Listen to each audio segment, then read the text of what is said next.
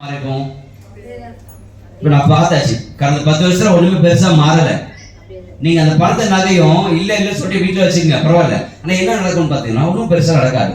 அதுக்கு பதிலா நீங்க அந்த பணத்தை நீங்க நிலத்துல முதலீடு போட்டீங்கன்னா அந்த பணம் 10 மடங்கு பெருக்குமா இல்லையா? அப்ப உங்க பிள்ளைக்கு கல்யாணம் நடக்குமா?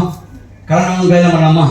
இதை நீங்க சொல்ற விதத்தை சொன்னீங்கன்னா அந்த மக்கள் என்ன பண்ணுவாங்க? கேட்பாங்க, வாங்குவாங்க. சரிங்களா? இப்ப பாதுகாப்பு, நிலத்துல பாதுகாப்பு எப்படின்னு பாத்தீங்கன்னா, இப்ப நிலம் வாங்கிட்டு டாக்குமெண்ட் வீட்டுல வச்சுங்க. நீங்க நைட்ல பயந்து தூங்குவீங்களா? இல்ல ஊருக்கு பயந்து ஊருக்கு போவீங்களா? நீ எத்தனை கூட போக ராஜா, நான் டாக்குமெண்ட் எடுத்துன்னு போ, நான் இன்னும் வாங்கிப்பேன் இல்லைங்களா?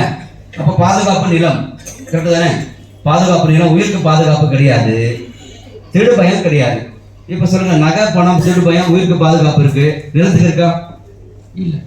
சரி, இப்ப நம்ம பெஸ்ட் இதுல கன்ஃபியூஸ் சொல்றது இல்லையா?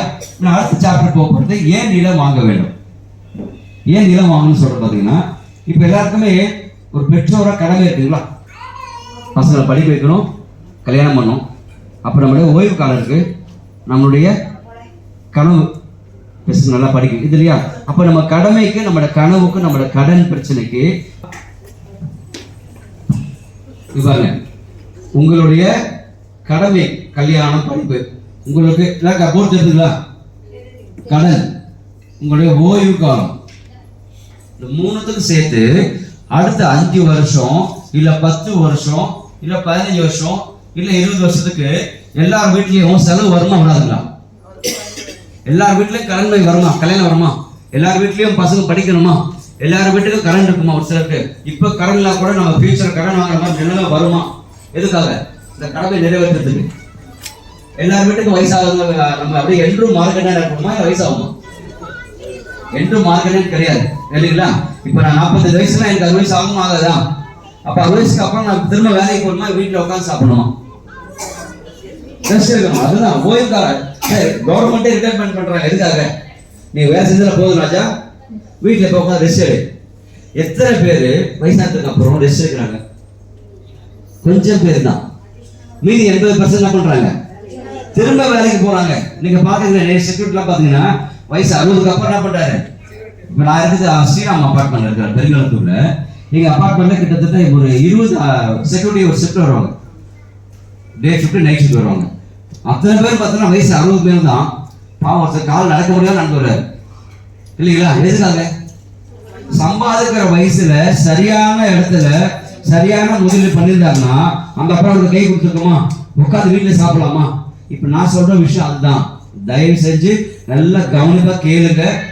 நீங்களும் வயசு 60 அப்புறம் வேலைக்கு போகாம இருக்கணும்னா நான் நல்ல உங்களுக்கு விஷயம் சொல்ல போறேன், கேளுங்க. கேட்கலாமா? இப்ப பாருங்க, இந்த 3த்துக்கும் நமக்கு எவ்வளவு தேவைப்படும்? ஒரு கணக்கு இருக்கு, எல்லாமே கணக்கு தான். உங்கள் கடமைக்கு 2 பசங்க படிக்க வைக்கணும், 2 பசங்க கல்யாணம் பண்ணணும், அதுக்கப்புறம் கடன் பிரச்சனை இருக்கா இல்லைன்னு தெரியாது, பட் ஓய்வு காலம் வருது. ஒரு மாசத்துக்கு ஒரு ஹஸ்பண்ட் ஒய்ஃப், பசங்க விட்டுருங்க தனியா போயிடுறான், ஏதோ பண்றான். இப்போ வயசான ஒரு 50 இருக்காங்க, ஒரு அம்மா அப்பா வயசானவங்க இருக்காங்க. அவங்களுக்கு மருத்துவ செலவுக்கு, இல்லை கோயில் குளம் போகணும், எங்கேயாச்சும் வெளியே போகணும், இது எல்லாத்துக்கும் ஒரு மாசத்துக்கு எவ்வளவு இருந்தா போதும் அவங்களுக்கு? இப்போ இங்க இருக்காங்க நிறைய அம்மாக்கள் இருக்காங்க, உங்களுக்கு ஒரு மாசத்துக்கு இவ்வளவு இருந்தா போதுங்க அப்படின்னு எவ்வளவு நினைப்பீங்க? அப்படி கிடையாது, கணக்கு இருக்கணும். ஆனா இதே ஒரு சிலர் கேட்டீங்கன்னா 50,000 தான் தேவைப்பட சொல்லுவாங்க, ஒரு சிலர் 1 லட்சம் சொல்லுவாங்க. அவங்களுக்கு ஏற்ற மாதிரி மாறிடும். நான் என்ன சொல்றேன், இப்ப 20,000 30,000 தேவைப்படுது. நான் சொல்றது 10 வருஷத்துக்கு அப்புறம் இல்ல 15 வருஷத்துக்கு அப்புறம் 20 வருஷத்துக்கு அப்புறம் எவ்வளவு தேவைப்படுது?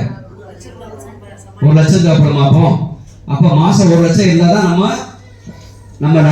ஓட்டம் ஓடணும். இல்லைன்னா 5க்கு 10க்கு யாராச்சும் நமக்கு என்ன எதிர்பார்க்குற மாதிரி இருக்கும். ஒரு காஃபிக்கு, ஒரு டீக்கு, இல்லைன்னா ஒரு டிஃபன் சாப்பிட்றதுக்கு, ஹாஸ்பிட்டல் போறதுக்கு, ஒரு மெடிசன் வாங்குறதுக்கு யாரை எதிர்பார்க்கணும்? மற்றவங்க பசங்களை எதிர்பார்க்கணும் இல்லைங்களா? ஆனா உங்களுக்கு மாசம் மாசம் ஒரு 50,000 ரூபாய் 1 லட்சம் ரூபாய் உங்க அக்கௌண்ட்ல மாசம் மாசம் பணமா வருது. உங்களுக்கு எப்படி இருக்கும் மைண்டு? அந்த சந்தோஷமா பெருசா இருக்கும். அப்படிதானே? நம்ம யாரையும் எதிர்பார்க்கல, நம்ம மத்தவங்க ஹெல்ப் பண்ற மாதிரி இருக்கணும் அப்படின்னு நம்ம மனதில் இருந்தாலே நம்ம எப்படி இருக்கோம்? ஆரோக்கியமா இருக்கும்.